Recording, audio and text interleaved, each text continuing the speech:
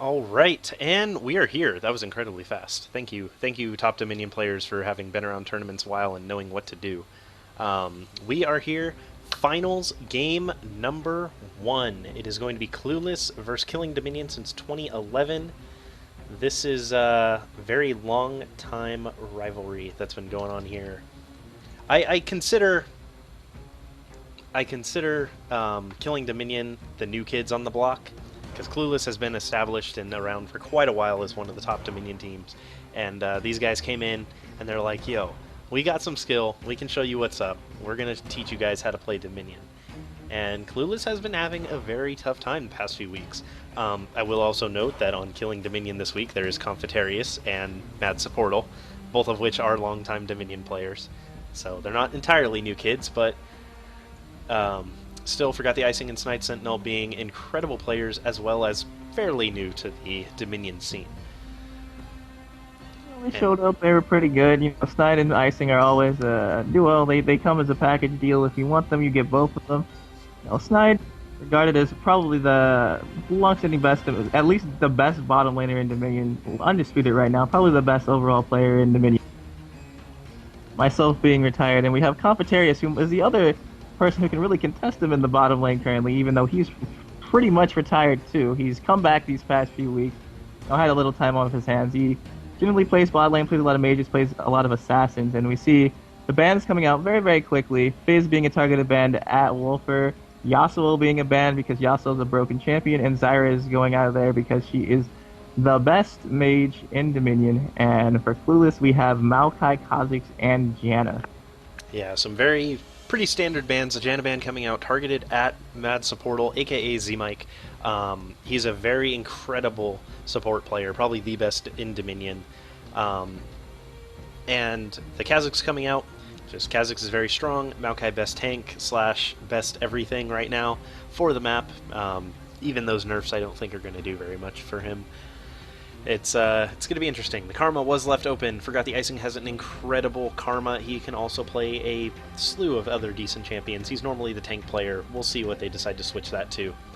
And I'm actually curious if Confitarius or Snide is going to go bot. We know Snide can play everywhere pretty well, and Conf, as you said, is an incredibly good bot laner.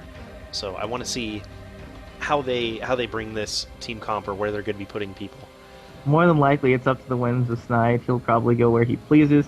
We have Karma being what's opted to be picked this time for first pick for Killing Dominion. Last week it was entirely banned, and they opted to pick Janna. Killing Dominion, a team that pretty much utilizes shield champions all the time. Janna being banned because not only does Matt Supporto play it well, but that champion is just extremely toxic. And it's very hard to deal with. It breaks the game. Janna is the support that breaks the game, like Maokai is the tank that breaks the game, and Yasuo and Fizz with Windwall and Untargetables also have that similar effect upon the game. But we do see Morgana and Talon being locked in. Morgana, pretty much a very good overall pick, has come into favor a lot recently, and is also a very good pick to deny from Killing Dominion. Yeah, so Talon being a very, very good pickup here. We did see some very good Morgana play in the earlier stages of the tournament, so it'd be really, really good to see how that pays off for him. Confitarius actually going for the Irelia. That's actually a very good pick because he can play that bot, he can play it top, but more importantly, he's taking it away from Wolfer. Snide Sentinel is known as a very, very good Syndra player, but he absolutely hates playing against Irelia bot. So now that the Irelia was not banned, this way they have it, Wolfer can't pick it, and Snide is safe to pick that Syndra. It's very interesting to see who's going to actually play the Irelia, because I would imagine it would be Rage's Conf is most definitely not an Irelia player. It's not the hardest bruiser in the world to understand how to use properly, but I very much so expect him to play a mage or a physical assassin, and with Talon being denied from him, I'm really interested to see what he ends up playing. It would probably be the Karma, I would imagine, and let Forgot the Icing pick the Jarvan, which has been open for so long in this draft. Yeah, the Jarvan is still on the table. Not to mention Vi is also still on the table. The two best bruisers in Dominion are here and available. Baby Pop will pick up that Jarvan. Parker's going to be picking up that Brand, getting that good AoE magic damage down, and there is the Vi and the Syndra pickups. Now, I was talking to Wolfer earlier today about Syndra count, and I'm going to be very curious to see if he picks up the champion that I had mentioned to him, since he indeed apparently told me that he plays it. I did not know that he plays this champion. After the lock-ins, I will gladly tell you what that champion is. I believe I told him that Diana is very, very good against Syndra. I have Diana. Really? Diana with Abyssal first into Guise, just deals too much damage and doesn't get one shot by BFT Syndra. BFT Syndra Yep. is extraordinarily squishy, and as soon as she gets caught by a single Q, she will die to Diana. It's one of the more annoying matchups in the game. But he has definitely not played that matchup, so it would be very interesting to see if he's going to blindly pick it into Syndra. Or if he has another counter up his sleeve. Or if we are going to have a dodge. How rude. Apparently the client broke for Woofer, so we're going to have to take a quick break while we get back into this. Don't worry, the picks and bans will go much faster. They already know what they want to pick. We're just going to get Woofer back into this game, get the game restarted, and get going again.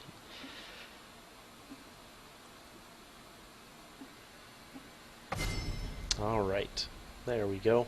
Back to Champ Select. Okay, so they're going to run through their bans and stuff, everything really quick. We're going to see what I think they're just going to troll the bans at this point so they can get it over with really fast. I hope that Akali ban is very interesting because Wolfer did play Akali last week, so he did. he's just gonna pick Akali this week. If we he might was... have to have another remake. We see, the thought probably came up over, Hayes' head as the clock actually ticked down before that next ban, asking Wolfer when are you gonna play that? Are you gonna play Akali?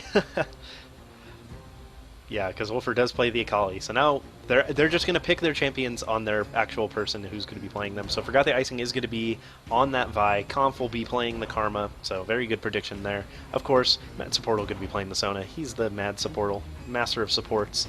He's got it. Parker's going to be on the Morgana, Baby Pop on the Jarvan. We're going to have our Irelia and Syndra lock in, and he is going to go with the Diana. Let's finally get to see the Diana versus Syndra matchup, an old school matchup I used to play with Conf back in the day, and also back in the days with Infeed, who recently has made an appearance in Dominion, but we're not going to talk about how that went. Oh, did it go bad? 2-22. Bad. Very bad. Infeed the God going 2-22. This is what happens when you have a hiatus. Yeah, that his hiatus has been long. Normally when people take a break, they come back and play a little bit here and there, but he has been just gone for a very, very long time. For those of you that don't know, Infeed was on one of the best teams of all time, Pays Level and Child Supports. I think they had 17 or 18 consecutive first place wins in Dominate Dominion tournaments. The original team that Confetarius was a part of. Yes, Confetarius was a part of that team. They were quite the force to be reckoned with, and Infeed was one of the best players in Dominion at the time, easily top 5, I would say, and he took a long break, and apparently he's not doing so good on his way back up. He was an innovator in his own time. He was the first person to bring Nunu to the bot lane. He's the first person to play Olaf before the tons of his buffs to the bot lane. He was the first person to play Tristana in the bot lane and be as incredibly successful as he was with it, beating Sauron's Jax on some occasions. Just did a lot of things back in the day to influence the bot lane meta and help it grow to what it is now. He also was a player of Urgot and Brand, which were two champions popular in the bot lane around 5 months ago. Still very, very strong champions. Yeah, I remember Brand coming to power a little bit in the bot lane there. Was always really decent up top, but came to very, very strong strengths down in bot. And then Urgot has always been incredibly powerful before his Q range nerf. That kind of hurt him a little bit in Dominion, but he was still quite a force to be reckoned with in that regard. Urgot's Q range nerf is what makes Syndra the beast that she is today, because Infeed and Sauron in the bottom lane played Syndra v Urgot for around 10 straight tournaments. And as soon as the Urgot nerf came in, Syndra just got that little bit stronger, had that extra range, and Urgot, I do believe, still should win that matchup with Maw Malmortius and just AD itemization being better than mage itemization in this game mode. But it's not a matchup we get to see very often because Wolfer is the premier bottom laner that goes up against Snipe these days, and he doesn't have an Urgot in his back pocket. Yeah, this is very true. If, I don't know, if Sauron ever came back, we might see an Urgot bot into that, or even a Malzahar, because we know how much he does like to play that. Malzahar is a very strong champion, but Malzahar is a champion that is primarily outranged by Syndra. He has to do very, very well with his spacing on Q to win that matchup, because That is the only tool that he really has that works against Syndra. That is the range that you have to fight at. It is around 1,000 the entire matchup. Yeah, then the other downside is if she does get her ultimate off before you start ulting and you're at low enough health, the entire ult will continue through and kill you. So it is a very tricky matchup. I'm actually curious how he would handle that one. But Wolfer is on Diana. This is going to be a very interesting thing. It's been having some trouble against Snide past few weeks, having to deal with the Syndra. And it was a very good play there by killing Dominion to pick up the Irelia, so Wolfer didn't have it in his back pocket ready to go. I think it is very dangerous to pick Syndra into... Well, the majority of the high yellow community does have this agreement that picking Syndra into a lane is very fine. But when there are gankers on the opposing team like Talon, this is why you generally want to have a Talon on your team, so that it is not an option for him to just come down and delete Syndra. The silence for 1.5 seconds is enough disruption to not allow her to maybe get a kill with BFT and ult for a 1-for-1. They opted to take the Irelia to remove the bottom lane bat matchup for the Syndra, but they left the bottom lane roamer, and they took Vi to try to counteract it. And it's going to be very interesting to see how this is going to play out, because if Vi's not there every time she needs to be, Syndra is just going to fall over. The other big thing is in that 1v1 matchup, the Vi versus the Talon, the Vi will have the advantage for quite a majority of the game, but as soon as Talon starts to hit that mid-game power spike, gets that last Whisper, gets that Rake maxed, has the Brutalizer all done, he's going to probably be able to 1v1 her. Talon's burst is pretty incredible. That is what we call playing games in the matchup of Talon versus Vi. Bipop did opt to take an exhaust, but he took exhaust flat. Bipop opted to take a cleanse, but took cleanse flash instead of cleanse exhaust. With the cleanse exhaust, that matchup would have been substantially easier. With flash, you're going to have to do a substantial amount of outplaying with brush vision if you want to 1v1 the Vi in the late game when she has her ultimate up as well. Yes, indeed. All right. So we are into finals, game 1. And we will see how these two teams face off. These two teams have quite the grudge match going on right now. They are very back and forth. I believe Clueless was doing really good in the community tournaments for quite a while, but Killing Dominion was winning in the Azubu Cups, and then when it came around to the recent weeks, Killing Dominion brought it up and just started absolutely destroying them. It's really been a matter between these bot laners generally deciding the flow of the game. Whichever bot laner wins generally wins the game. And we see Snide doing things such as going bottom lane on Misfortune, farming up a Thornmail against the AD that was prevalent on the opposing team. Still was a good split 3 AD and 2 AP, but just running up there with a Janna and running people over, which is why Janna is generally never allowed to be played anymore.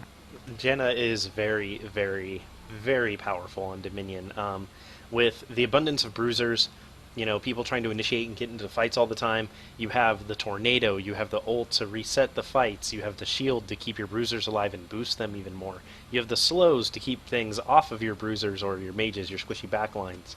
And she just got buffed recently with that Q change, where the cooldown starts as soon as you push the Q instead of after the tornado goes.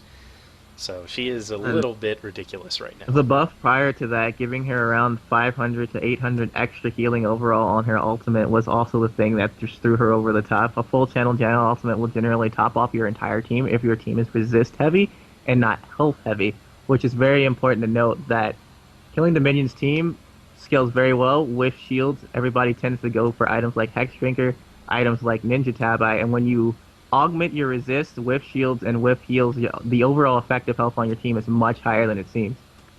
Yeah, you'll see a lot of people, they tend to pick up the resistances before they start grabbing the HP, and that's because when you have a lot of these shields, like the Janna shield, it is essentially effective HP, so it is going to take your armor and MR into account when you take damage, and that shield becomes a lot harder to break because of those resistances. So it's a lot of interesting math and mechanics and things that happen kind of behind the scenes that you don't initially see on the spectator level. We do see fairly standard builds coming out from everybody. Prospectors, for everybody on Killing Dominion, we have Irelia, standard phase going for Trinity Force, and all Prospectors items on Clueless, so the fight is going to be on for this early game. And the Prospectors away. The battle has begun. Alright, so we're getting into this. We are going to have the Diana vs. Syndra matchup bot, so we will see how it goes.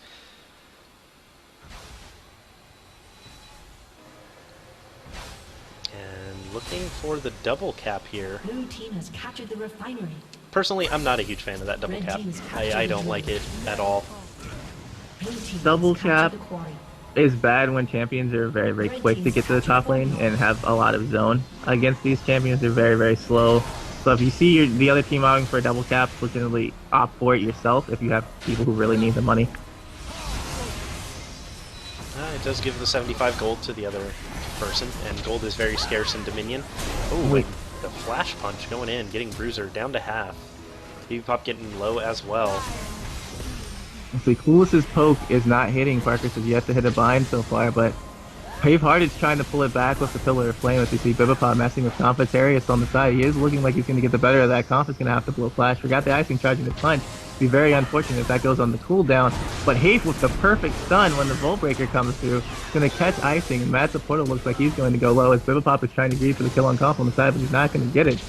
Parker's finally going to line a bind on Competarius. Brown Bruiser with a long range Q is going to pick him up. He's going to throw the standard in the brush for the vision, and he's going to walk to the side and try to cap. Morgana bind hits Brand over the top. Triple kill for Brown Bruiser with his Dragon Strike. Gonna make this nicely played. Very nice fight for Clueless. That was what, a 4-for-1, I believe?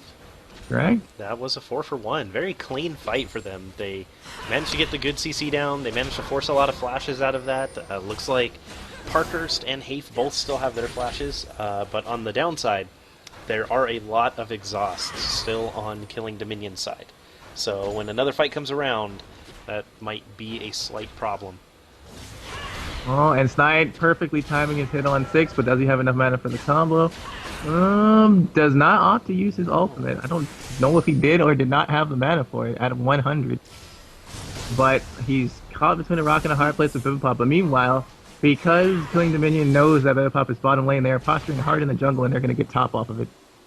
And they are going to be able to take this top almost for free here. Conf just having a little bit of damage, but he does have that Storm Relic, so it will give him a shield again in just a second.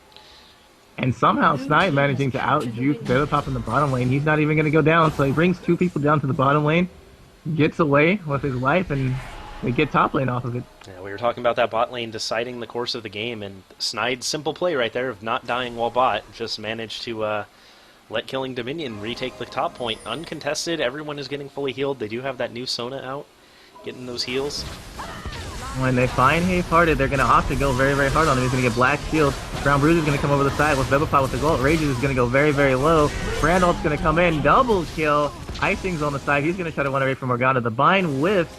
And Killing Dominion's just going to retreat with their tails between their legs. They're going to see if they can rotate on the Welfare. But Brown Bruiser knows this. He's going to just keep the chase on. He's going to bring Icing very, very low. Probably going to be able to pick the kill up with the next Dragon Stag. Yes, he is. And they're going to look to pressure this even harder on the Snide. Snide's going to get a 3-man stun, and they're just going to retreat behind the point. Meanwhile, Toulouse is going to take top. Excellent stun there by Snide, pushing them away, and I felt like that initiate felt really forced. You know, Vi went in, missed the initial Q, and because that didn't land, she's in that position where I should walk away or I should just go in. And I think in that situation, it might have been better to walk away and try to regroup and look for a better engage, because it was very sloppy. He's known for being the person on Clueless who gets caught out the most, so Icing probably saw he thought he was alone, didn't see the rest of the team around the corner, and just went on him. And since his entire team was there, he ended up baiting them very, very hard. Yeah, that was... Bruiser, however, is dead.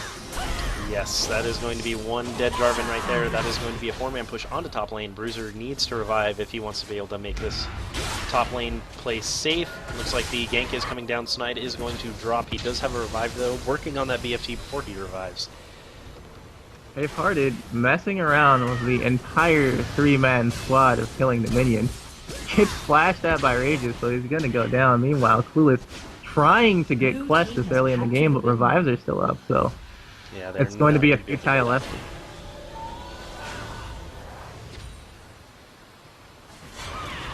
And Snide checking that bush, making sure no one is waiting for him.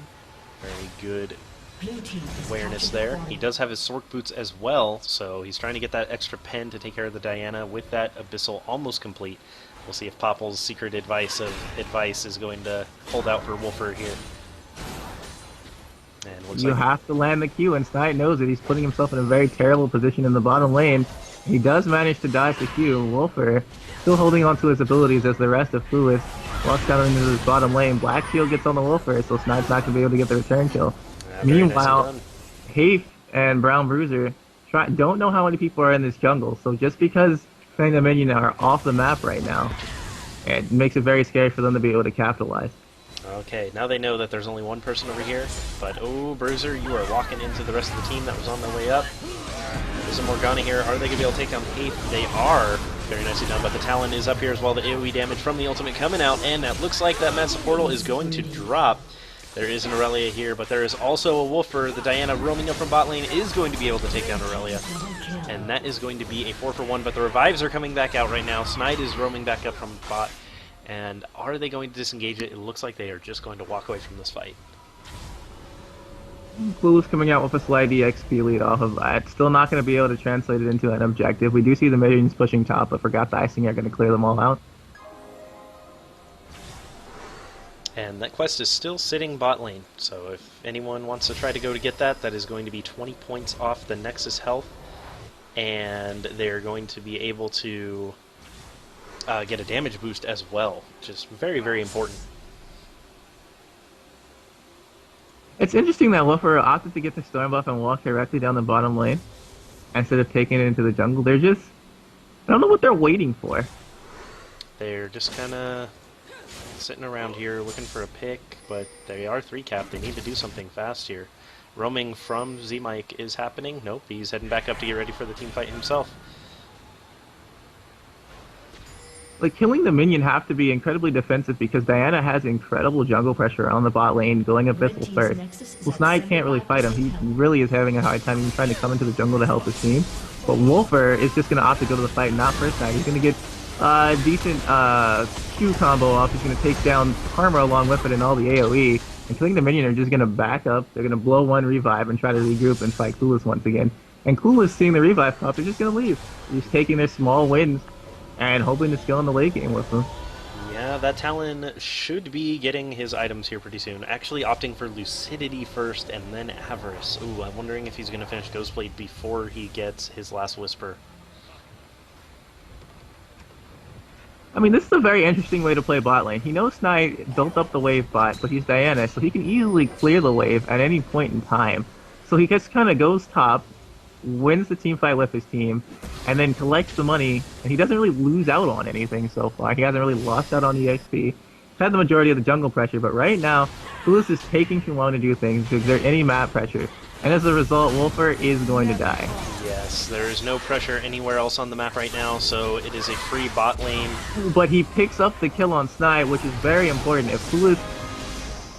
What's going to happen here is Clueless are going to pick up at least one kill. They might pick up two, even though I doubt it. Massive Portal is going to get hit by the bind by Parkhurst. Parkhurst is going to blow the ult, and they do still have revives if they want to pop them to save their midpoint, which they should. Snide's going to come up here, but Pop's going to die. Didn't have a good enough reaction. Brown Bruiser is going to come around. Looks like he's going to be able to get the return kill fairly easily. Vi is going to come up, so they do save their revives with the rotation and the revive of their bot laner. So very nicely done. They were able to hold off from losing their mid, and it did get bot. Wolfer popped revive to try to get down there and save it. He was able to hold it out. He almost took out Confitarius. The flash let him get out of there, and the Irelia was just too much for him to handle, though, and he did go down to that. Oh, Massive Portal going to get bound again by a Parker, so it looks like he's most definitely going to go down. Oh no, Wolfer just not having enough damage to finish it off, but that should be enough pressure to get the point. Oh, but he lands another Q, thinking about going in one more time with Brown Bruiser. They're waiting on it, trying to get that good pick, but they're just going to get their point back and play it safe. Clueless knows that they don't have to take that fight because they finally have wrested control of the windmill from killing the minion. Oh, Syndra getting a little catch here. Is she going to be able to throw that ult down? She better... No, she's dead. That was a little brave by Snide there. This is a quite amazing game from a Parker. He's literally dictating the entire pace of the game by landing the majority of his Morgana binds, giving his Jarvan an easy setup and an easy pick in every single fight. He is 3-0 and 13 currently on Morgana with the Black Shields on Bibipop. Bibipop slightly overextending, but they're turning around, trying to get... Forgot the icing. We see Ifard is trying to come in the fight, but he gets zoned out by Rages, and it looks like Clueless is going to lose this fight overall. Yep, and now, since Parker's, though, has been doing so incredibly well, he does have revives to spare, so he was able to just blow his revive and walk back out of the base here to try and help continue this fight and keep everyone safe. And Big Pop waiting in the bush there for a second. He does have a Storm Shield up, so that's a little bit of extra damage is going to be coming down. The grievous wounds from Morgana's Morellonomicon really helping out there on Irelia in case she tried to turn around, and that's going to be another dead Snide. Wow, Clueless just dominating these fights right now, and very good dodge there by the punch, and that is going to be another dead member of Killing Dominion. And Snide is 2-6 on his Syndra. Wolfer is 4-2-3 on this Diana. And Clueless has the majority of the jungle control now. This Diana is going to be interesting. Depending on how the game still goes here, is it going to be banned in Game 2? Or are they going to let him take Fizz? They can't ban him in Game 2. They're going to be on the purple side. You have to spare ban through Maokai and Zyra. That is true. So there's going to be stuff open, and Snide is going to... This game is far from over, but we do see Wolfer getting another pick on the Syndra. Parkhurst is going to have to leave because he can't help with the rest of the backup, but they should be able to get Conf off top point with the use of Cataclysm, which is going to be thrown down. Confitarius is going to get cleaned up, and we see everybody rotating towards the top lane. Apehearted playing around. He wants to be able to handle whatever is going to come around. He gets a good stun on Rages, substantial amount of damage. Icing's going to jump on the Bibipop. Bibipop's going to blow his ultimate. He wants to get Rages. And Icing's going to get bound on the point, so he's definitely going to go down. But Rages is going to pick up the return kill on Bibipop. Brown Bruiser is not going to pick up that kill, so Bibipop unfortunately going to go down. Crescendo from Massive Portal. Rages coming in on low health. This is a beautifully played fight by Killing Dominion, and forgot the Icing holding Assault and Battery. It's going to be to pick up everybody in that exchange. That cleanup crew was on point. They just said, you know what, we got this, and then Rage coming back around on the Irelia, getting off the good Equilibrium Strike, able to clean it up. Just very, very nicely done. And Talon coming around for the gank here. That was very badly played by Bibipop. His greed for the Irelia, when he could have gotten the free buy on the point, is what caused the entire chain reaction that lost that team fight. And Confitarius is down here with Storm Relic, trying to keep things safe here from the ganking Talon. We do see Brown Bruiser taking the Black Shield, going in, trying to find a decent pick. Got the Icing going to go into a Parker's again. This time Brand's here. Parker's is going to blow all. I don't know if he's going to be able to live long enough for it to go off. He is. Bibipop's going to come in, pick up Confitarius on the side. Ooh, and Rages is going to go down. Have's Brand play was outstanding right there. That was probably one of the fastest EQs I've ever seen. Because if Irelia could have just gotten off that auto attack animation, he was dead. That was incredible. Very nicely done. Meanwhile, unfortunately for Wolfer, he missed one too many Qs in the bottom lane. You can miss about 2 before Syndra is able to kill you, but Syndra blew her stun. Is Pop going to be able to jump to the minion and get the rake? No, he knows he can't get it. We have Brown Bruiser coming around, and Snide is going to be able to... He's trying to buy as much time as possible, but he's going to try to pick up a return kill. He's not going to get one on the Pop because he doesn't have enough damage. I have to say that Jarvan Cataclysm was perfectly timed. For those of you that don't know, when Jarvan is mid-air, he is not affected by knockbacks. So Vayne Condemn, Syndra knockback, Mukau knockback, any of those he is not actually affected by while mid-air for Cataclysm. So very good play by Brown Bruiser, stopping the stun from Syndra. And Parker's with a very panic binding as he walked into 2 people. Managed to whip it. If he would have got it, he might have gotten a kill. Rage is just going to kill Brown Bruiser, who was going to be very ambitious and get a kill on Confitarius. Oh, it looks like we're going to have the 5-man fight going on. Wolfer is already in position, and Snide, predicting that Wolfer was going to come up, is already on his way too. Bibipop getting caught out, but he's going to blow off the media. Massive Portal is not going to get hit by that bind, and Snide is finally out with his team. He wants to fight because he knows everybody is relatively low on Clue. But Clueless is throwing about a decent amount of poke back at them. Yeah, the kite back is really strong from Clueless right now. They're doing a great job at just running away, landing the skill shots on the retreat. So, very good standard, checking out those bushes, trying to make sure nothing is waiting for them. No Nerd Squad. Oh, that might be a very dead Karma. I think she is going to go down. That was an entire Clueless squadron waiting right there. That bush you never want to wait in because you always have champions whip speed shine coming at you, and you cannot ever get away if they have speed shine and you don't. But Pop is going to go on icing. He has the backup of Brown Bruiser. Brown Bruiser's going to flow raw ult, which is probably the best thing he could have did right there. Icing can go really low. Second exhaust on the Bibipop. Bibipop's going to try to get the silence on the Rages, and he's going to run away. Brand ult is only going to bounce once. The bot with decent juke. You have a Parker splashing in for the Soul Shackles. He's only going to get one off of it. Master Portal finds himself in between a Brand and a Morgana. It's going to go down, blows crescendo, and Rages is trying to do his best. He is going to manage to get the kill on a Parker, and with a nice flash, he's not going to die to Brand's spells. And we'll see what happens here. He doesn't have the flash up. That is going to be a Q. The burn is ticking. Oh, the punch is coming though. Have with that very ill-advised Brand Q. He should not have thrown that out. It was very important for him to keep that, to be able to stun Forgot the Icing when he goes over the wall.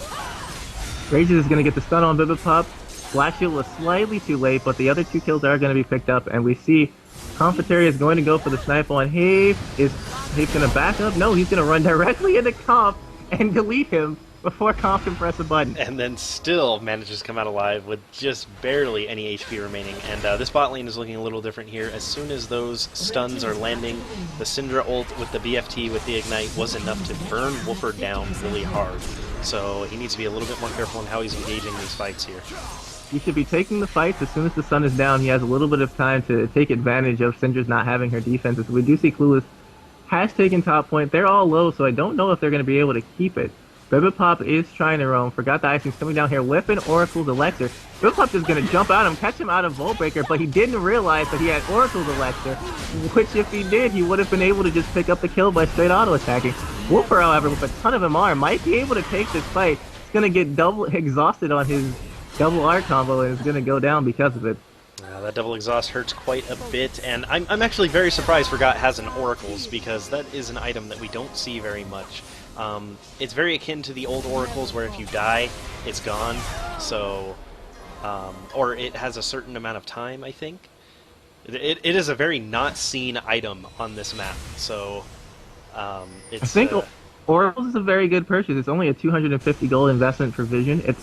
Vi has all of her current core items. She doesn't really need a last rest for this game, as nobody particularly has a lot of armor. But continuous purchase of Oracles without getting anything off of it are gonna hurt. Yeah, the better option in that case was there is the Lightbringer, which is it needs some work. It's not so good right now, but that is also good. You can have the Revealing Mist, so you can keep tabs on them even when they're out of your Oracle's range. Thief is going to get a decent amount of damage on the entire team, but as soon as Rages gets charged up, oh, they're even going to blow Insulted Battery on it. Now Parker's whipping a bind, Wolfer is here, missed his Q, Snipe's also here, so Parker's is going to die for his sins. And Soul Shackles, you heard the animation for it, but it did not go off. Snipe's going to face second to the entire team, he's dead. Rages is going to go down with no way to get out of Cataclysm, and Clueless are going to blow a slew of revives to just try to forcefully take back this game. Oh, Forgot the Icing just barely dodging that, but he is still going to go down. That binding came within inches of that Vi there. So close. Brown Bruiser wants mad at the portal, but how much of the team does he want? He's going to get the bind on Confitarius from a Parker, so he's going to use this opportunity to leave. And Bibipop might be able to pick up Snipe with the Black Shield. It's the rake. And Parker's just catching with the pull. And Bibipop's going to give this silence onto Confitarius in order to pick up that kill, even though he's going to give his life for it. And Wolfer thinking about going in. Brown Bruiser got the Black Shield, even though I think Wolfer would have been a better target. But it's not going to matter as even Rages gets cleaned up. And it's looking to be back in Clueless's favor right now. I'm actually kind of curious to see if they can keep this up here. Wolfer still has 2 revives, and Brown Bruiser has one of his revives, and so does Safe Hearted. So the revive advantage is definitely on the Clueless. There's only 2 more on killing the minion. They don't have much time left. Yeah, those 2 revives are going to be very, very important on how they are used. If they're used to turn the tide of a fight and regain map control, that could be the game. On the other hand, though, Clueless does have their revives in the bag ready to counter it, and the fight coming out, and that is one dead Confitarius. All the AoE being thrown out, but there's so much more AoE for Clueless's team, and Snipe was not at that fight immediately. Conf went down immediately, and Clueless is just going to back up. Oh, Snipe getting hit by that brand pillar, and then I didn't see what else hit him, but he got taken very low there. Snipe just got hit by, I believe, a single brand pillar, and then he might have got hit by Wolfer Q on the side. But yes, that was Confitarius blowing his revive, trying to come back to that team fight, and Clueless realized this, and they just left. So they have 3 revives up on killing the minion in this late game, and all I have to do is not get cut. And they should win all the 5v5 team fights so, for the rest of the game. They have a stronger 5v5 comp. They have Black Shield. Oh, Brown Bruiser missing that. That is going to be a relic onto the Sona. Not the biggest. Immediately ult to the minions, but he's going to get caught by Snide. They're playing games right now. Wolfer knows he doesn't really have to stop them, but he's still in the range of Syndra. And Clueless trying to get very aggro up in this top lane. They really need to make this play happen, simply because bot lane is being ganked.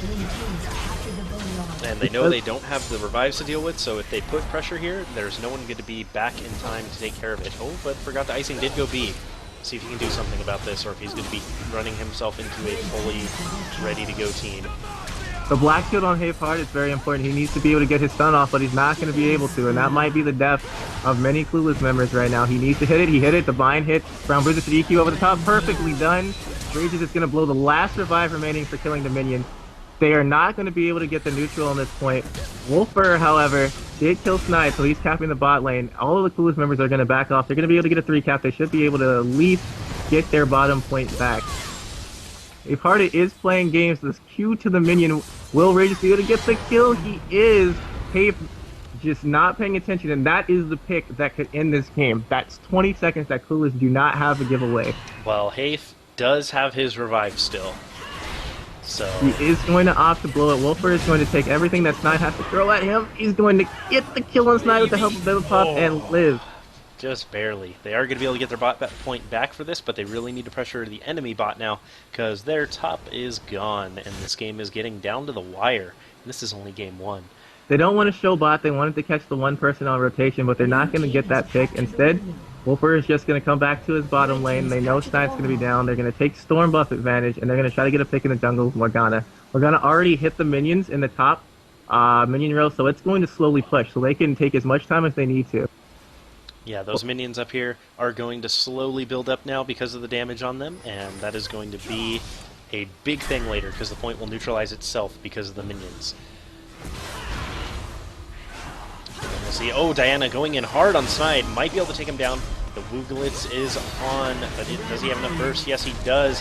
That Sona is pretty bulky there, that Triforce AD build that I know Mike used to like back in the day.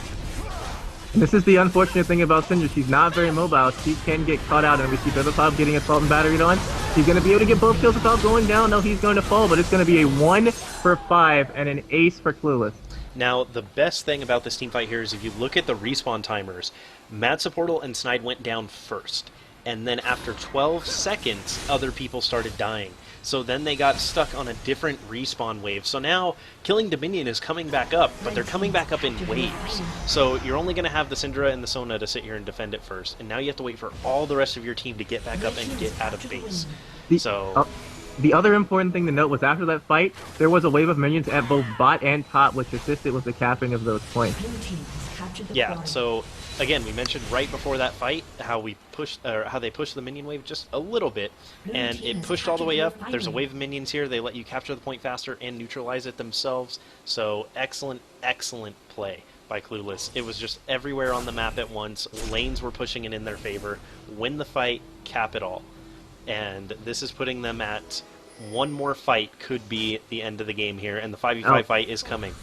Now this time, Snide is broken off. The Black Shield comes out, which is very, very good on Brown Bruiser. Parker's wants to go in on all, but it's very scary. He's going to flash in.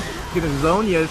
Forgot the icing. He's going to get jumped on by Bebepot. Rages is in the backline trying to get down Wolfer with Hafe. He's going to be able to pick up the kill on Wolfer. But Clueless is just running over the rest of this team fight, and that might be the game. No revives, but they all call it the 16-second death timer. Bebepop's going to opt to base. But they could have gotten the midpoint capped in this amount of time. It's very interesting that they're just going to leave a Parker's to cap, and Brown Bruiser's clearing minions instead of capping. Yeah, all of Killing Dominion did die at the same time, so they're all going to be up at this same exact time. They are probably going to be able to get this bot lane neutralized, and they are going to be able to get this cap on mid, so that will be a big hurt on Killing Dominion. If they can just stall out for a few more seconds here, and this bot lane fight might determine the game here. Beautiful Zonia's by Hafe, just completely baited out Rages, but they didn't do enough damage to make sure he died. Bebepop's greeting for Snide Sentinel. He's going to die for his sin. Oh no, he's the jukes! He's going to get the cutthroat off and dodge, and Snide's going to die to the minions. bot lane, however, for Clueless might get neutral by these minions. That's very, very important, but I don't think it's going to be enough for them to win this game as long as Parker stalls for long enough. This is going to be Clueless overkilling the minion in game 1 of this Azubu Crystal Cup. Oh, man. That was an amazing game. That was some very, very good Dominion right there. And now we have game 2 coming up, and it's like, what are they going to ban? What are they going to pick? What is killing Dominion going to do to change this? Because obviously that Diana is a problem. That Diana was a huge, huge problem. Snide, regarded as the best bot laner of this era, is sitting at 5-15-4. That is incredible.